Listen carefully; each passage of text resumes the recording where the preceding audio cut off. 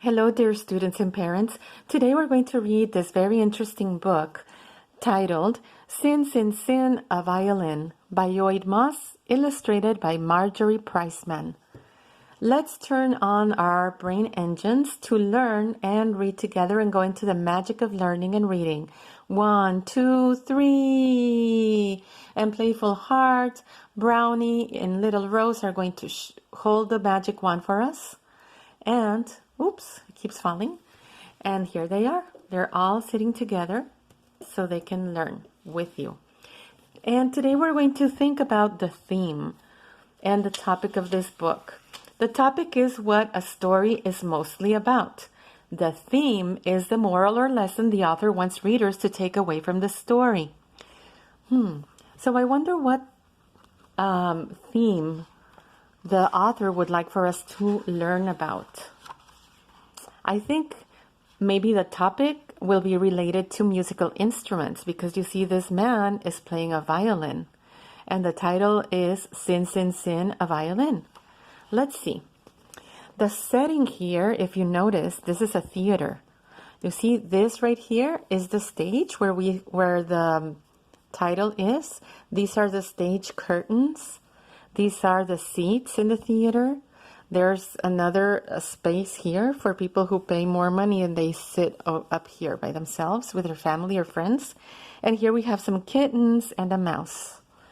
So let's see the topic. What is this story mostly about? And remember the theme, the lesson the author wants readers to take from the story. So let's see here. Can you see the book, Playful Heart? Yes? And Little Rose and Brownie and their other friend? Yes. Okay, good. With a mournful moan and silken tone, itself alone comes one trombone. Gliding, sliding, high notes go low. One trombone is playing solo.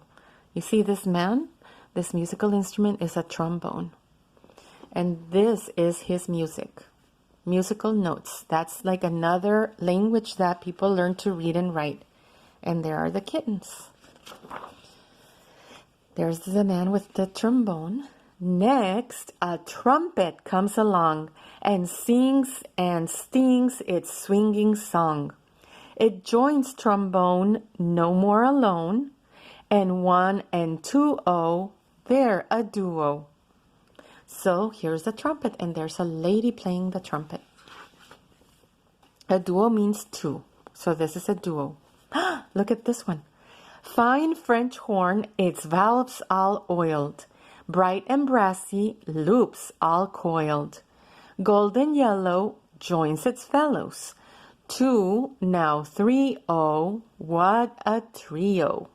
A trio means there's 3. So there are 3 musical instruments.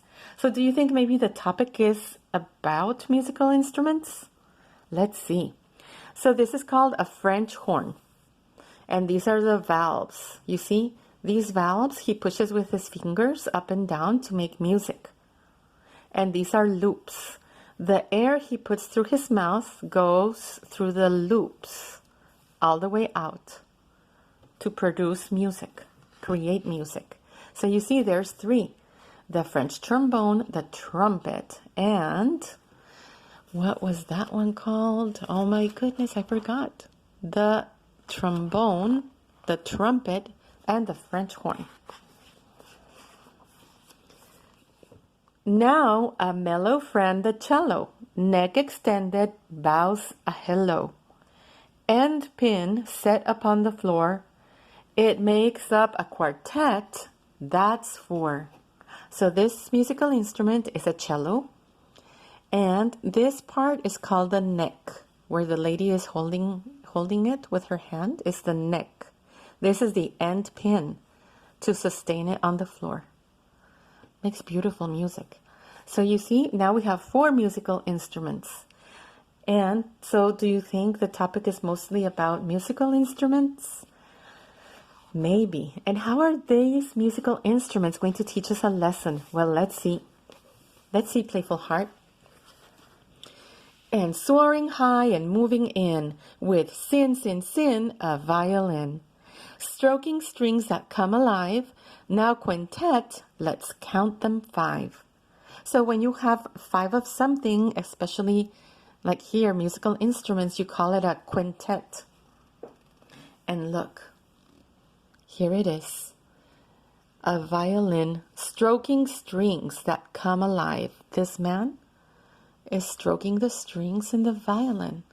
And this piece that he holds with his hand is made out of horse's hair. Now there's 5 musical instruments. They're playing together to make more beautiful music. Okay, let's see now. Flute that sends our soul a shiver. Flute that lender silver sliver. A place among the set it picks to make a young sextet. That's 6. Okay, so when you have 6 musical instruments, that's called a sextet. And this beautiful flute, you see how long it is? All the way from here to her mouth. That is a flute. Now there are 6 musical instruments.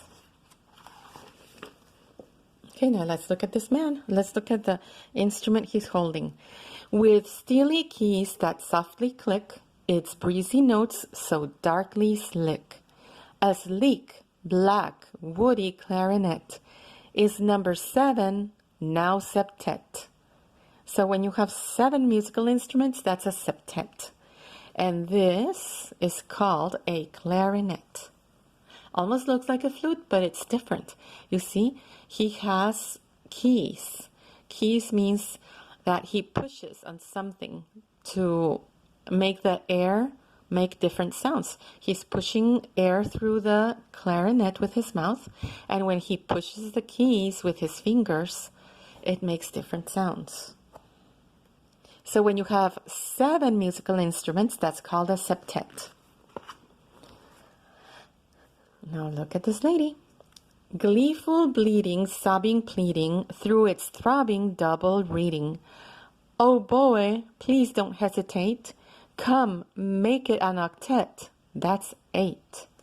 So this other musical instrument, the lady is also putting air from her mouth into the instrument and pushing keys. But this one, you see, she has a piece that she puts in it to put the air in. Maybe when there's less air going in, the sounds and the music it makes, it's different. You see? There are now 8 musical instruments. It's an octet. That lazy clown, the big bassoon. He plays low down, we're laughing soon. Here, Grumpy, get your place in line. And give us an onet, that's 9. So now they have 9 musical instruments together. And this one is a bassoon. You see? This is also held in his hands. He also puts air from his mouth through a mouthpiece. Maybe it's something similar to a straw, but it's not for drinking. It's for putting air from his lungs through his mouth into the mouthpiece and through the bassoon. And it also has keys for his fingers.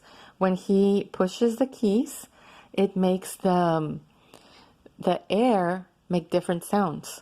So now they have a nonet. That's 9 musical instruments. And look at all of them. You see, they're all part of a team. They're an orchestra.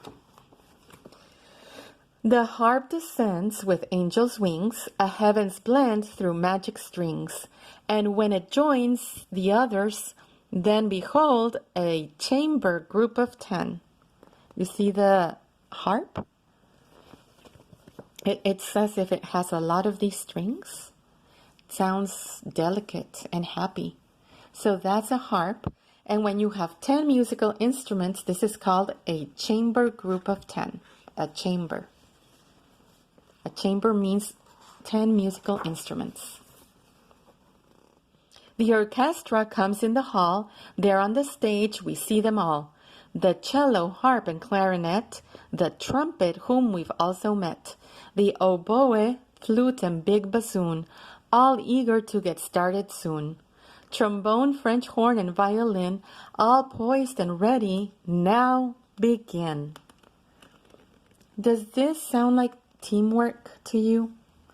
So the music that the 10 of them can make together, well, I don't know if they could make it on their own. Yes, they can make music on their own, but when they're all together, that's a chamber of 10, and that is beautiful. 10 musical instruments working together to make beautiful music.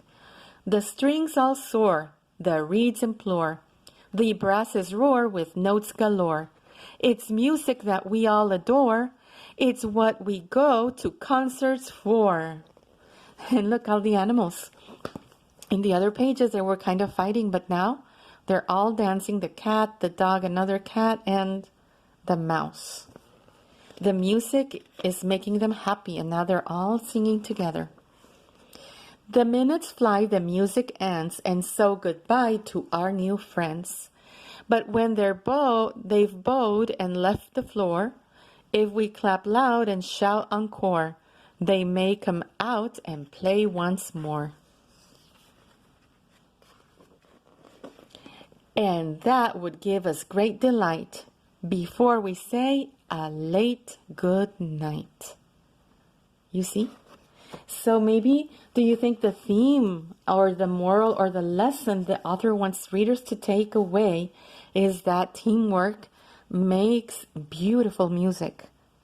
I think that might be a little of the theme or the lesson this author wants to teach us.